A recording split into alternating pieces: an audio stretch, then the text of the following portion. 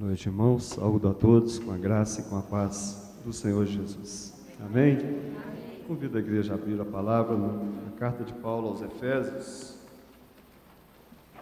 no capítulo 1.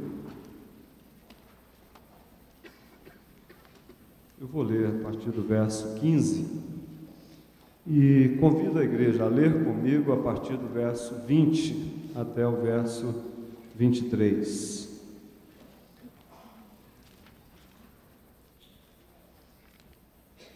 A palavra de Deus, então, diz o seguinte, na carta de Paulo aos Efésios, no capítulo 1, verso 15 em diante. Por isso também eu, tendo ouvido a fé que há entre vós no Senhor Jesus e o amor para com todos os santos, não cesso de dar graças por vós, fazendo menção de vós nas minhas orações, para que o Deus de nosso Senhor Jesus Cristo, Pai da glória, vos conceda espírito de sabedoria e de revelação, no pleno conhecimento dele, iluminados os olhos do vosso coração, para saberdes qual é a esperança do seu chamamento, qual a riqueza da glória da sua herança nos santos, e qual a suprema grandeza do seu poder para com os que cremos, segundo a eficácia da força do seu poder, todos, o qual exerceu ele em Cristo, ressuscitando-o dentre os mortos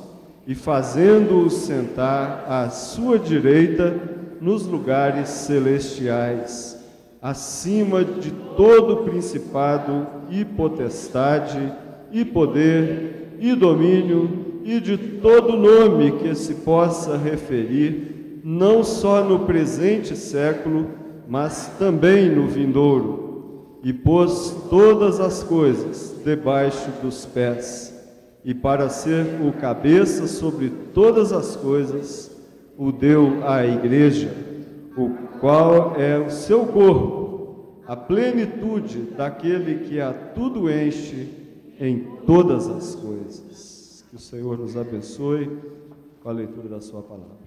Amém, queridos?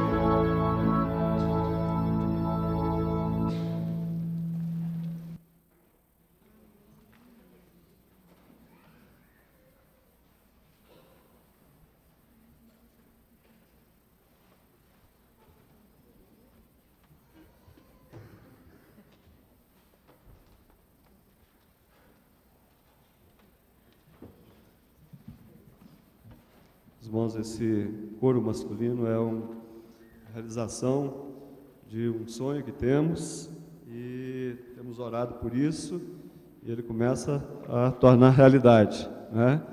Temos 20 e poucas vozes agora, mas o nosso alvo é ter 40.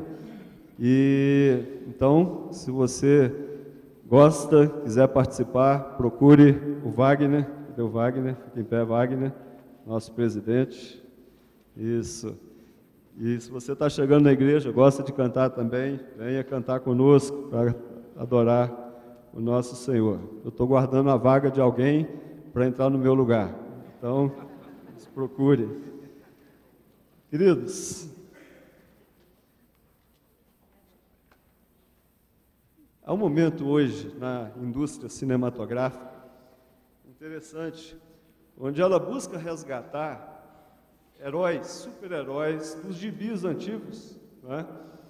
Transformando em filmes que têm agradado não só as crianças, mas os adultos todos, e muitos já foram transformados em filmes: Thor, Capitão América, Homem-Aranha, Robin Hood. Robin Hood, por exemplo, tirava dos ricos para dar aos pobres. Mas o que a gente vê é que isso se torna muito fácil. Nós nos identificamos um pouco com essas histórias, porque elas apresentam heróis solitários. Porque nós, muitas vezes, desejamos realmente esses heróis que venham resolver os problemas que estão à nossa volta, sem ter que nos envolvermos nos problemas. Alguém que venha com a força toda, alguém que venha com todo o poder e resolva o problema, a situação. Nós vivemos num país onde esse sentimento messiânico está impregnado, né? O país não sabe fazer manifestações. Quando começa a fazer, começa uma bagunça toda e há uma penetração de maus elementos ali. Eu sei que é mais fácil ficarmos na nossa casa aguardando um Messias que venha resolver os problemas do país. Talvez seja essa a explicação da grande popularidade do ex-presidente Lula, né? Alguém que saiu do povo, que veio para resolver os problemas do povo. Há um artigo de Luiz Bustamante que ele tenta explicar a razão dessa popularidade tão alta do ex-presidente, e ele fala a respeito do Bolsa Família, né, e puxa essa popularidade para cima, com certeza, mas ele dá ênfase exatamente, e ele diz que há uma foto que no futuro talvez seja a foto que vai marcar mais a lembrança de quem era Lula. E ele separou uma foto quando Lula está de férias, no final do ano, na praia, com um short colorido, com uma caixa de isopor na cabeça, com certeza cheia de cerveja, e ele então apresenta e ele diz que essa figura do povo, um povo farofeiro, que gosta de fazer isso, então é essa imagem de alguém que vem lá do povo para resolver os problemas, os nossos problemas. Mas o que tem tudo a ver isso com o texto? Meus irmãos, eu queria pensar com os irmãos hoje exatamente um evangelho que deve ser vivido na coletividade. É isso que Paulo está dizendo quando ele retrata todo esse capítulo. Estamos encerrando esse capítulo e ele fala exatamente de um evangelho que não pode ser vivido apenas com um herói, com alguém que vá fazer todas as coisas, que resolva todas as coisas. E eu queria, meus irmãos, analisar com a igreja esse capítulo. Paulo, ele se coloca desde o início, ele se sente privilegiado porque ele traz essa mensagem. Quando Deus resolve escolher, buscar, predestinar, a boa vontade de Deus vai à nossa direção, nos alcança, e Ele nos dá a oportunidade de ouvir a palavra da verdade, Ele nos dá a oportunidade de ouvir o Evangelho da nossa salvação, Ele nos dá a oportunidade de crer nesse Evangelho, e a palavra diz que depois de crer no Evangelho, nós somos então selados com o Espírito Santo, que é o penhor da nossa herança. E Paulo então começa a fazer uma oração por essa igreja que foi resgatada, que foi abençoada, escolhida, chamada e separada realmente para uma santa vocação. Paulo começa a orar por essa igreja, e ele então chega nesse momento, quando ele apresenta o Senhor Jesus Cristo, no verso 20, e ele apresenta o Jesus Cristo como aquele que ressuscitou de entre os mortos, aquele que está assentado ao lado do Pai. Os irmãos notem que ele é apresentado como aquele que é vitorioso sobre os principados e potestades. Ele é apresentado também como alguém superior sobre qualquer nome, qualquer pessoa desse tempo, do porvir, de qualquer era, de qualquer tempo. Ele é apresentado como alguém superior, acima de qualquer personalidade, acima de qualquer político dessa época, de qualquer pessoa. O Senhor Jesus, Ele é apresentado como um Deus sublime, soberano, tendo todas as coisas debaixo dos seus pés. Não é isso? Esse não é o relato do apóstolo Paulo? Esse é o herói do apóstolo Paulo. Ele olha para o Senhor Jesus e ele enxerga tudo isso. Ele olha para o Senhor Jesus e ele enxerga alguém realmente capaz de resolver todas as coisas e de mostrar todas as coisas, de apresentar todas as coisas plenamente resolvidas. Meus irmãos, Paulo, ele pensa mais longe um pouco. Paulo não está simplesmente com o propósito de apresentar Cristo, mas o alvo de Paulo nesse texto somos nós, a igreja, você, eu. Esse é o propósito do apóstolo Paulo. Talvez seja essa a grande alegria, entusiasmo do apóstolo Paulo de apresentar o Senhor Jesus aqui. E nós vamos ver por quê. Eu gosto desse texto, meus irmãos, porque Paulo, em primeiro lugar, ele apresenta a Cristo como aquele que ressuscitou, o Senhor ressurreto de entre os mortos. Deus o ressuscitou dentre os mortos. A Bíblia diz em um texto que Deus não permitiu que o seu santo visse corrupção, mesmo que estivesse 3 dias ali no túmulo, na sepultura. Então, a partir dessa declaração, a gente vê a declaração da ressurreição de Cristo.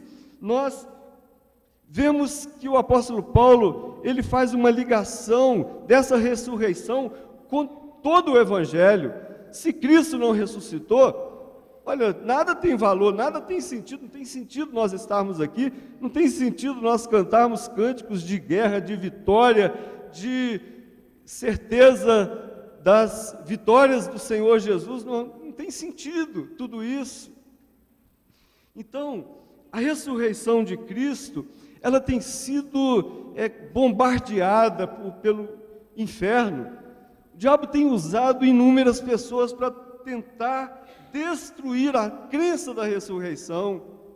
Há um livro chamado Ressurreição de Cristo, do autor Og Mandino, muito interessante, quando ele apresenta a história de um escritor que perdeu a fé, e ele então, de uma hora para outra, ele se vê em Jerusalém, e ali ele tenta provar que a ressurreição de Cristo foi uma farsa. Meus irmãos, e ele começa então ali, aquele escritor, na Terra Santa, nos tempos de Jesus, indo em contato com aqueles homens todos que viram, participaram dos momentos da morte de Jesus, da ressurreição de Jesus, e esse homem obstinado acaba embarcando nesse encontro com esses homens, e ele começa então a reformular seus conceitos, porque os testemunhos que ele vê, os documentos históricos que ele procura, são tão impactantes na vida dele que ele não consegue mais pensar que esse Cristo era realmente uma farsa. O testemunho, meus irmãos, encontrado na Bíblia, o testemunho do Espírito Santo na vida desses homens que participaram da história da ressurreição, são testemunhos vibrantes, são verdadeiros. Nós não podemos abrir mão disso, porque nós estaríamos abrindo mão de todo o Evangelho do Senhor Jesus. E Paulo então apresenta o Senhor Jesus como ressurreto. O diabo tem usado homens que têm tentado, ateus, Richard Dawkins, outros, tantos, que têm realmente mostrado, feito de tudo para que esse Evangelho seja visto como uma farsa. Bultmann, no século XIX, meus irmãos, ele quis apresentar uma mensagem que tinha um valor que é chamado de querigmático. Querigma quer dizer proclamação, ou seja, a mensagem era só para proclamação, porque os fatos reais eram mitológicos. E muitos embarcaram nessa falácia, né?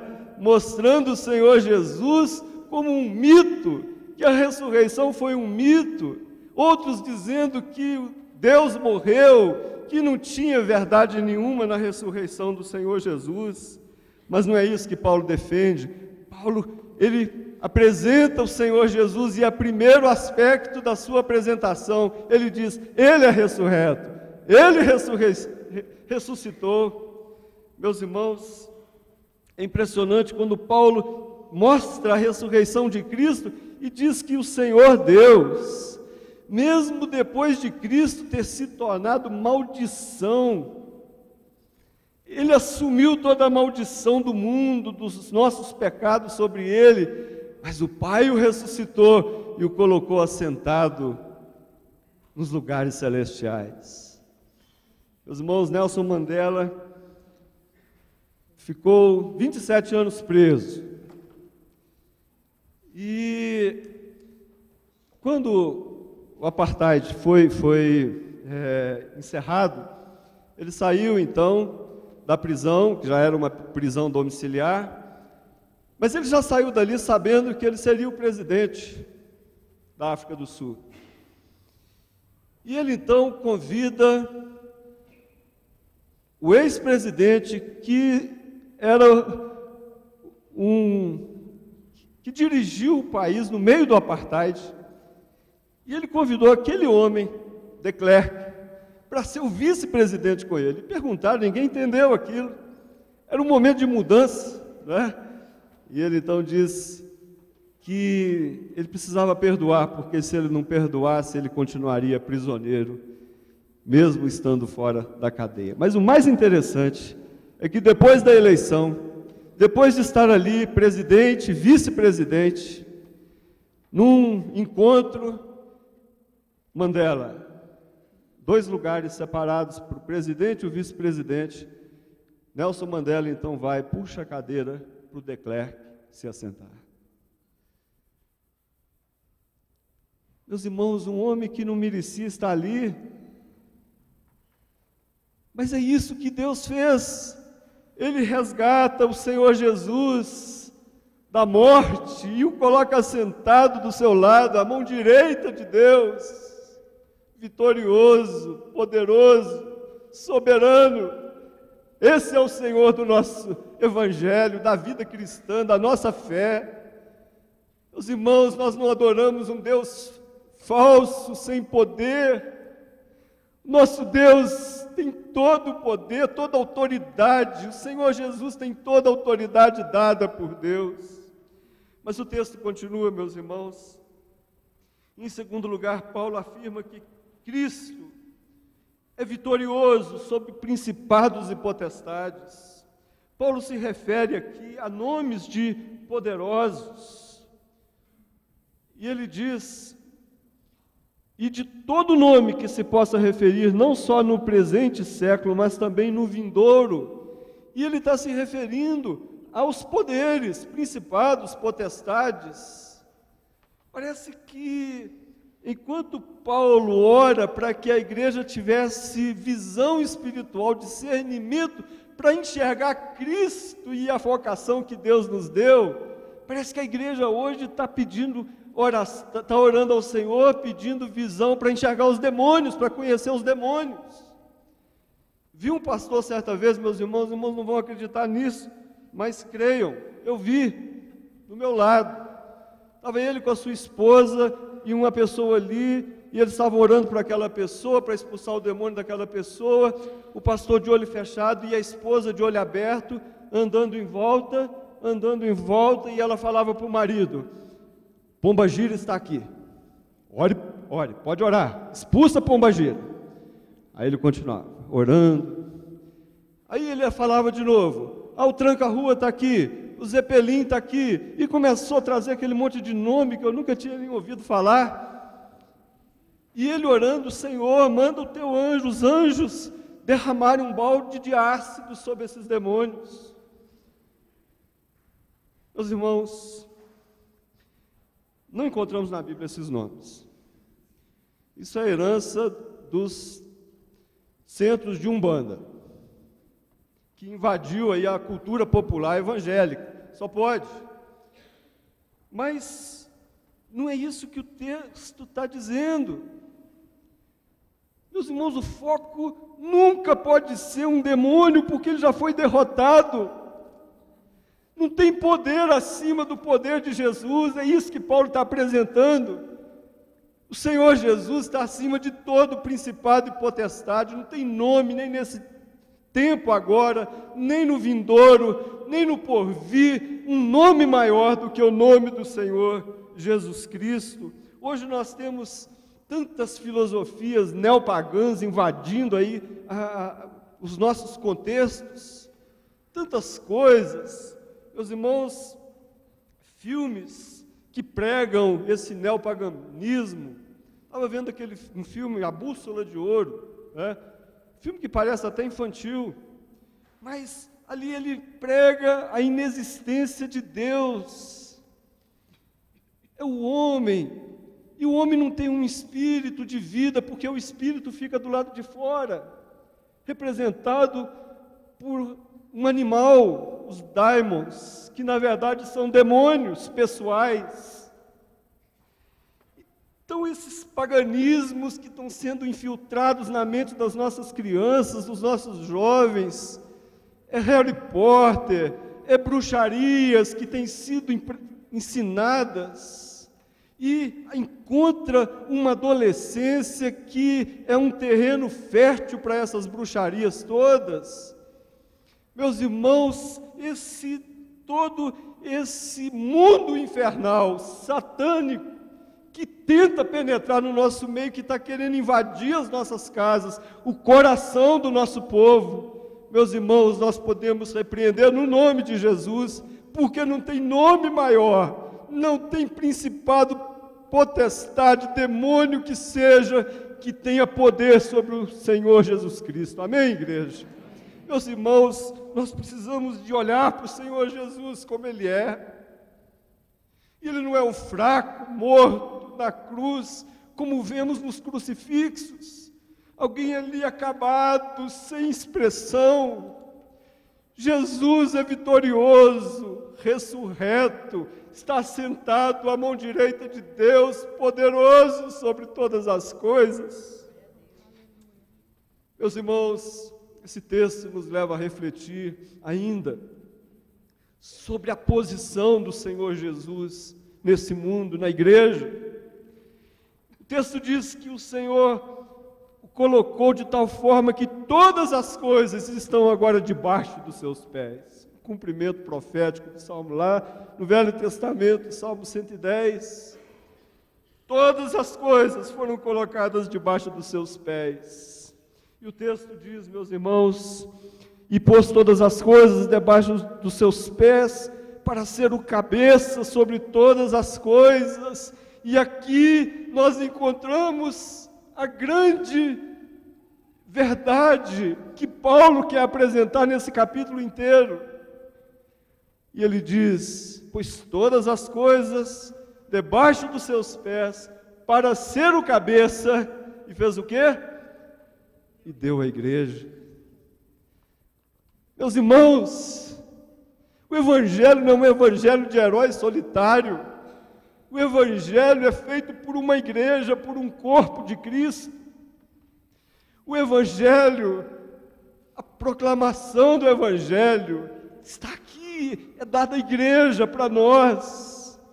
E o texto está dizendo que a plenitude de Deus foi ministrada em Cristo. E Cristo agora, Ele oferece essa mesma plenitude a nós. É o pleroma, todo o poder. Essa é a mensagem do Evangelho que é dada à igreja, é dada a nós, seja criança, adolescente, jovem, adulto, todos. Nós estamos aqui, meus irmãos, como igreja do Senhor Jesus. Há algo extraordinário que os comentaristas ensinam nesse texto, é que ele diz que nós não somos nada sem Cristo, não é?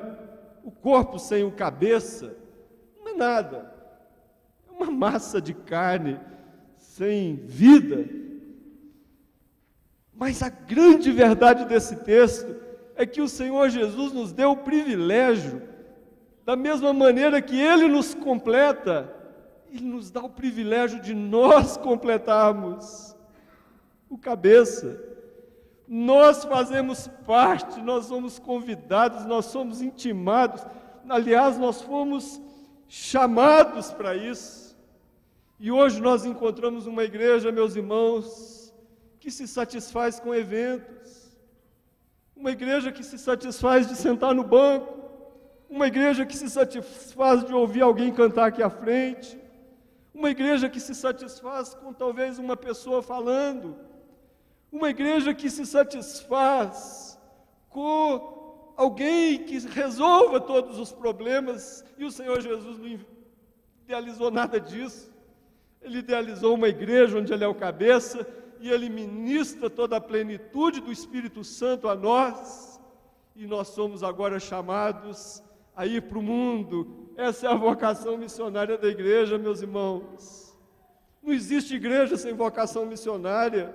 Se a igreja não é missionária, ela deixou de ser igreja, porque ela tem que agir, ela tem que fazer aquilo que Cristo manda, ela tem que mostrar a plenitude de Deus. Esse era o plano lá da criação, lembra? Deus criou o homem à sua imagem e semelhança, colocou o homem e a mulher e disse: agora eu vou abençoar vocês, e vocês vão encher essa terra da imagem e da semelhança de Deus. Meus irmãos, é isso que o Senhor espera de nós, é isso que Paulo está dizendo nesse texto. Essa plenitude, ela tem que encher todas as coisas. A glória de Deus tem que encher a terra como as águas cobrem o mar, diz a palavra. Mas a igreja, meus irmãos, muitas vezes ela está tão adormecida, ela tão engessada, tão parada, tão paralisada. Às vezes não temos a coragem de servir a Deus com integridade de coração. Eu não estou falando de vir aqui à frente, de pregar aqui, de falar, de cantar, não. Eu estou falando de, no trabalho, as pessoas olharem para nós e enxergarem, mesmo que não falemos coisa alguma, eles consigam enxergar em nós o pleroma, a plenitude daquele que tudo enche, a grandeza de Deus, o poder de Deus, enxergar Jesus Cristo, Deus poderoso, ressurreto. Meus irmãos, tenho visto muitos jovens na igreja, filhos de crentes, crescem na igreja, que se envergonham do Evangelho do Senhor Jesus. Aconteceu isso comigo, por isso que eu sei o que estou falando. Eu tinha vergonha do Evangelho. Era da igreja, mas na hora de proclamar, a hora de falar, a hora de dar um testemunho, olha, estava longe, estava fora. Mas, meus irmãos, no momento que eu tive um encontro pessoal com o Senhor Jesus, e essa vai ser a sua experiência. Olha, talvez você já tenha se convertido, então chame isso de segunda bênção, não tem problema não. Mas encha o seu coração do poder de Jesus através do Espírito Santo de Deus. Busca o poder de Jesus. Eu creio na primeira bênção. No momento que você encontra o Senhor Jesus, você recebe o selo do Espírito Santo, o poder de Deus na sua vida. Pode ser a segunda, a terceira, a quarta, mas o que não pode, meus irmãos, é uma igreja engessada, uma igreja que não tem a sua consciência, que perdeu a sua consciência missionária, ou que nunca teve uma consciência missionária. Estávamos vendo os slides aqui lá do Senegal. Vimos uma igreja pequena, com a fila de irmãos esperando para serem batizados. Que coisa linda, meus irmãos. Eu fui nessa igreja. Você olha ali, meus irmãos, é uma terra assim que você não vê nada, é só coisa seca, só areia, e começa a aparecer gente de um lado, de outro, mas parece que está acontecendo ali um avivamento, e às vezes Deus tem que dar uma chacoalhada na nossa vida.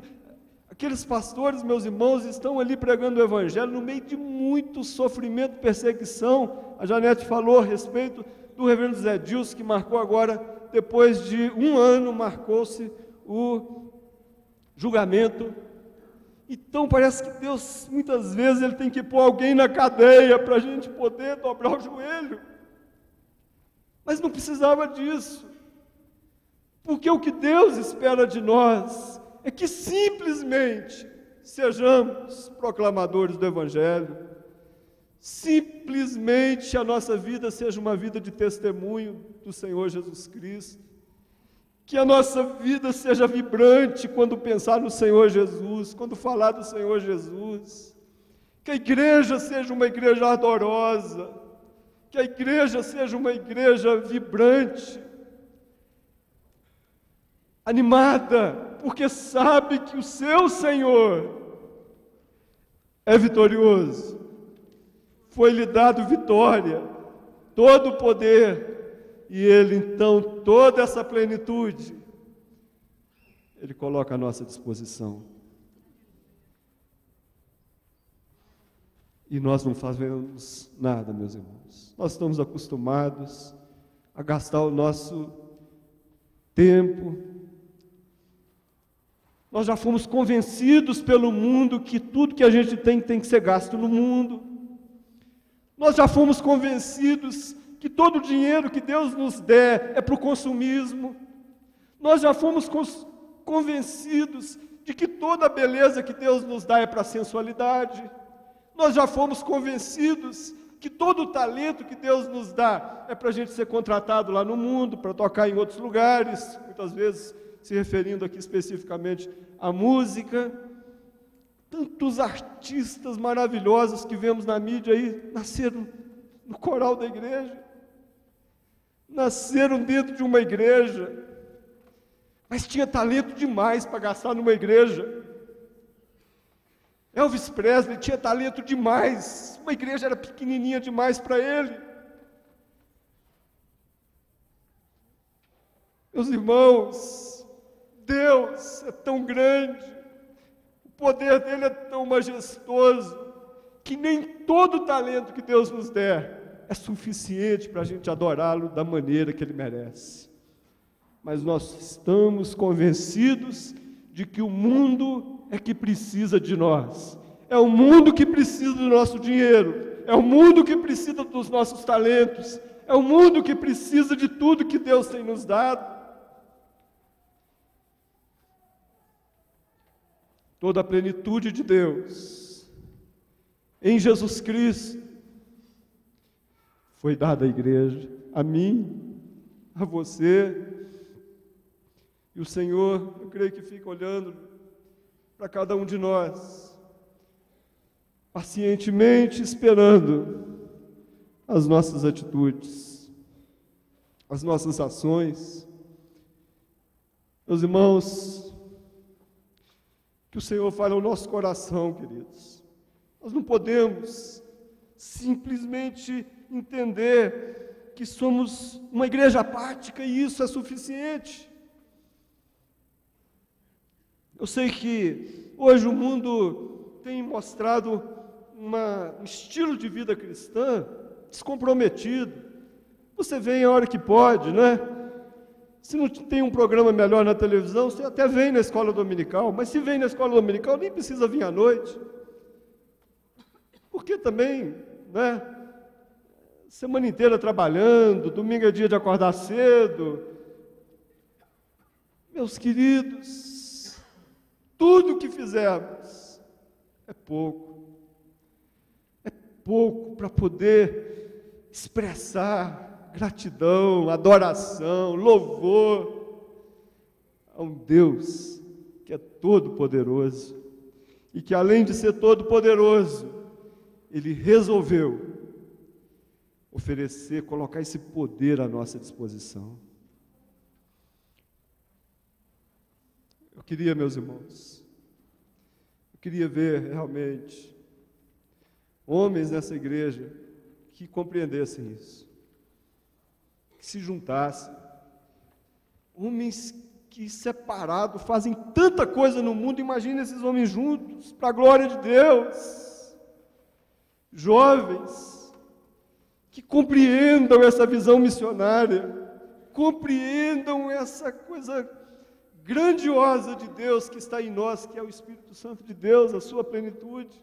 Adolescentes que compreendam isso, mulheres, os conjuntos possam compreender que uma música dessa pode destruir um coração perdido e resgatar um coração novo com uma música cantada.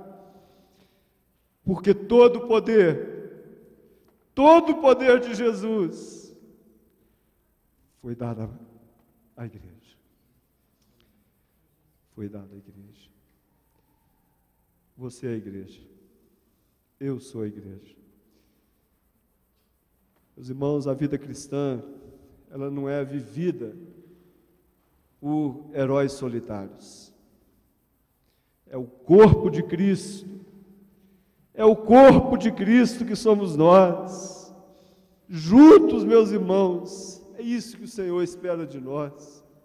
Uma proclamação, um projeto missionário, uma vida missionária, uma vida que exalte o Senhor, que glorifique ao Senhor, porque as pessoas vão olhar para nós e vão ver nela a pessoa do Senhor Jesus Cristo. Que o Senhor nos abençoe no nome de Jesus.